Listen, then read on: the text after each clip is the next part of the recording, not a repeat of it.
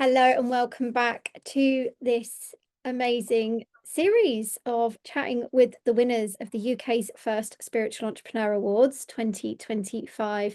Business Ascension Awards was born because we realized that there isn't anything in the awards industry specifically for spiritual entrepreneurs. So we wanted to change the game and elevate that movement. So that's what we've done. And I'm joined today with one of the amazing winners of the Business Ascension Awards 2025, Jenny Connor. Hello, Jenny. Would you like to just introduce yourself and let everybody know where you are and where you're from?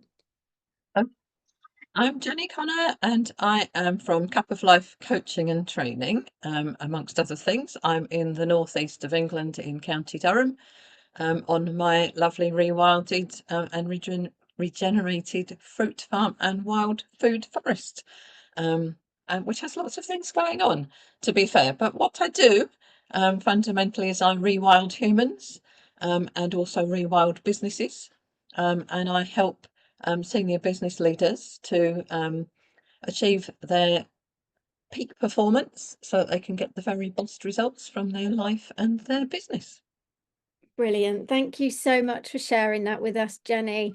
So you received an email probably about 6 months ago now, and in that email it said that you were nominated for the Spiritual Entrepreneur Awards. How did it feel to receive that nomination? Well, it's absolutely lovely. And I've realised during the process of this particular award, I mean, I have some other awards, but it hasn't quite struck me in the same way as this one, to be fair. That actually having an award available to be nominated for or to be shortlisted for or ultimately to go on and win, which is amazing, um, gives people who do support me the opportunity to show their support. And I hadn't really considered before that people who support you might need an opportunity to show that support. Um, I think it's probably a lot to expect folks in their busy lives to remember to just pick up the phone or send you an email and say, "Hey, we're behind you. We really love what you do." And when you think about it, reviews are usually prompted by something that you've done for somebody. Testimonials are prompted by something that you've done for somebody. And that doesn't necessarily reach the wider scope of all the folk who are supporting and behind you. And I think this has really given them an opportunity, particularly when there was the opportunity for the public vote to be part of the process. And lots of people um, really gave me their support, and it was just amazing. It's amazing to see that. And I've also since got the support from some of those people for a completely different award. I went on to get another two awards the following week, which was really special. And I've been shortlisted for yet another award. So it's all kind of gathering together, and it's a lovely feeling to get um, recognition because it's something that is not as commonplace as it ought to be in society. And I know when I give people recognition, even if it's just to say well done for something they've done, it changes their whole persona, it changes their whole body, and their whole face. Just that little acknowledgement of having done something well, or even done something at all, to be honest. And it's not enough. There's not enough of it in society. So it's absolutely amazing. This whole thing has been absolutely amazing. So thank you. Oh, I'm so pleased that you've enjoyed it. So you know, being nominated for a standard award is one thing, but the spiritual award is not something that we've ever had here in the UK. What was it for you that made the difference between it landing differently just because it was a spiritual award rather than a normal business award? It's because it speaks to who I am and what's driving me much more directly. Because it's from my heart, it's from my spirit, um, it's the universe supporting me to deliver something into the world that is good for the planet, for all of the people who live on the planet, humans and other people besides humans, non-human people. I know some people don't call non-human animals people, but they are because they have personalities. So all of the people, humans and otherwise, on the planet can be benefited from what I'm bringing. the sort of returning us to nature, the reconnection with our place on the planet, and how we're not separate from nature, and we were born and nurtured and are still remain part of nature. And if we don't connect with that, we're really missing something huge in our own self. So yeah, this award, being spiritually aligned, recognizes and speaks to that part of the business rather than just the numbers or the bottom line, the finances, the how many people, etc. It speaks to the whole drive, the central purpose, the why, much more directly. Yeah. Yeah, I've found that actually that a lot of people have, yeah, we go through business, and what traditionally do people want to know in business? They want to know how many people you've served, they want to know how much you've got in the bank account, they want to know what your turnover is, want to know all the stats, they want to know what marketing you did, they want to know all the nuts and bolts, really. But most spiritual entrepreneurs don't set up for the nuts and bolts. They set up to serve a bigger purpose, to support those with life in general, as human beings, and often that gets missed. So congratulations again, because you didn't just get nominated, you then went through to the finalists, and then you were actually one of the winners for the award. And how did it feel for you when your name got called out at the event? I was speechless. It was a real, yeah, I could get quite emotional now. It was just The impact of having that recognition and being seen and being heard it's just so wonderful. And I'm so grateful to you for being able to be vulnerable and share that emotion with us today, because it is something that's needed. So we have got some beautiful words that were written from our judges to each of the finalists, all but we're right. sharing them with the winners. So the judging panel shared this feedback from you, Jenny. All right. Now, just to confirm, the judges didn't know who the winners were.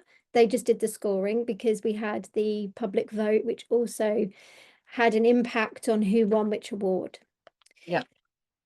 So these are the words. Jenny demonstrates exceptional eco and earth-aligned excellence. After a 40-year medical career, she felt compelled by her deep connection with Mother Earth to single-handedly regenerate 24 acres of exarable farmland over 15 years into a thriving, self-sustaining organic fruit farm and wild food forest. Her mission is crystal clear: rewild and regenerate the natural environment and our food system, and lead by example to future farming. Her unique combination of nature, nutrition, and neuroscience spans conventional medicine through energy healing, a perfect embodiment of eco-conscious spiritual entrepreneurship with permanent regenerative earth impact. And that was the amazing words from the judges as they read through your nomination, your acceptance. And that is quite a phenomenal thing to be doing in your world, Jenny. And it's amazing. So I've got to ask, what on earth inspired you to get 15 acres? Is it 15 acres? 24 acres. 24 acres of land and regenerate it and rejuvenate it after a medical career, because that's incredible. When you put it like that, it is. And sometimes when I stand in the middle of it all and I look around and see how much it has changed, it is honestly gobsmacking. And I engineered it, I suppose, but Mother Nature did it.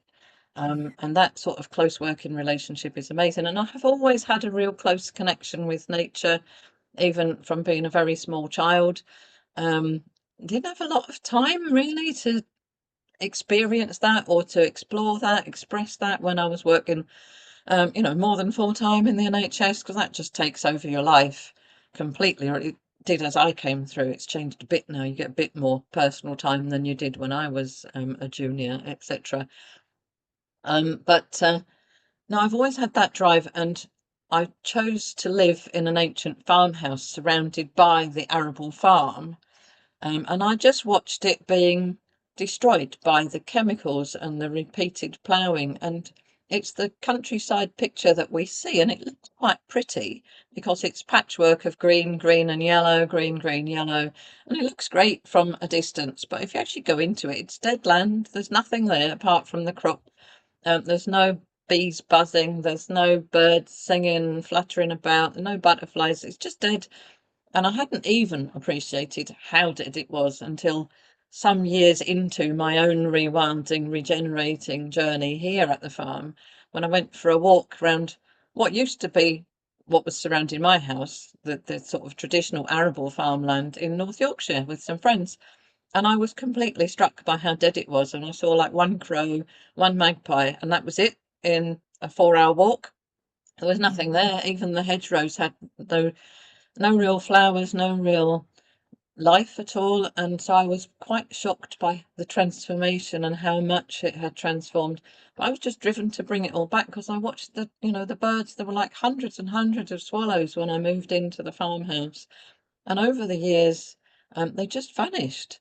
And it took me 19 years of nagging the farmer to get the land off him, 19 years. And then he sold me 12 acres, and then another 4 years, I got another 12 acres. And then earlier this year, in August, I actually bought 108 acres of the forest around the farm as well. And I bought it just so it stays forest. And nobody will build houses on it because that's what it will become. It's got a 9-year covenant now remaining to keep it as forest. And after that, it would just become housing. Or something else. And so I've bought 108 acres to keep that as forest, and I shall be putting it into a lifetime trust, a longer than lifetime trust, as soon as I'm able to work out how to do that, so it stays as forest forever. Because that's my legacy for the world, is to leave a better place, and for my community around here locally, and for anyone else who wants to travel from further afield to experience the actual reality of living in nature as part of nature. I do retreats, and the feedback from the people who come, um, they say it feels like you could be in the middle of absolutely nowhere, but actually you're literally a quarter of a mile from the next village, and the same from the main dual carriageway. But it feels like you're in the middle of nowhere because you are surrounded by those wonderful, wonderful trees, which are so wise and so nurturing and caring. And no, it's just a very special thing. And so, my passion has been there since I was a child, I suppose. And I always had this vision in my head from being quite young of having my own little small holding farm, because my parents talked of farms. My dad grew up on farms. He was actually fostered, but he grew up on farms. My mum had a small holding in the back garden, essentially, during the war, just to feed themselves and their community. And so I'd heard all the stories, and I love animals, and I wanted to have goats and chickens and geese and maybe a pig and a cow and a horse, this kind of thing, donkey. But actually, when I bought the land and I started investigating animal agriculture more closely, and I realised I don't support it in any way, shape, or form. It's cruel, it's exploitative, it's not fair, it's very, very horrible when you get behind the facade of happy lambs bouncing around in a field and chickens, It's not like that in reality, and the animals have such a desperately horrible and painful existence. And I thought, I want nothing to do with this. And I quickly wondered if I could have a sanctuary to save some of these same animals and look after them. And I realised, with a full-time job in the NHS and a farm to run, and I was actually running a dance school as well at the time, I thought, I just don't have the money or the resources of time to look after animals as well. I wouldn't be doing them a proper service. So it has to just be a fruit farm and a wild farm for wildlife, which is what it's kind of become. So I don't know if I would ever win the lottery. I would have to enter it, of course. But if I did win a lot of money somehow someday, then I would put the sanctuary on as well.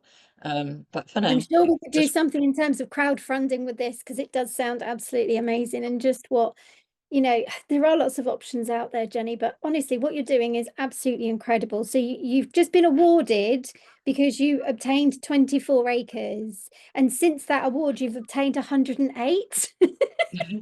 more acres. I mean, this is incredible stuff. So no wonder you were right up there in terms of winning this award for what you're doing and the legacy you're leaving behind. It's absolutely incredible. And you should be Thank so, you. so, so proud of all that you're doing for humanity and the earth, because they're both extremely valuable. And without either, where would we be? Exactly. So yeah, this is my whole mission, and if I just can rewild one human at a time, and they go off and rewild another couple of humans, and they go off and rewild a couple more humans, then it spreads like ripples. And there's more me's around the world doing similar stuff, it has to be said. Thankfully, I'm not alone. But there's not enough of us, and so we need to be educating and encouraging more people to be doing something similar in their own way. It doesn't have to be in the same sort of scale as me. It doesn't have to be in the same sort of scale as places like Netby State, with Isabella Tree and all of that sort of stuff. Much bigger scale. It can be your garden, it can be your window box. Just that understanding of the connection with nature is what absolutely counts the most, is recognizing our place, that we're not separate, we're not in control. We weren't put here to be in charge. We were here to be stewards, just like all other animals, and we were given a bigger brain, in the hope that we would nurture and care for others. But what we Mm. did was we just exploited them. We went a bit off the rails, it's fair to say, as humans. Yes, as humans do when they when yeah.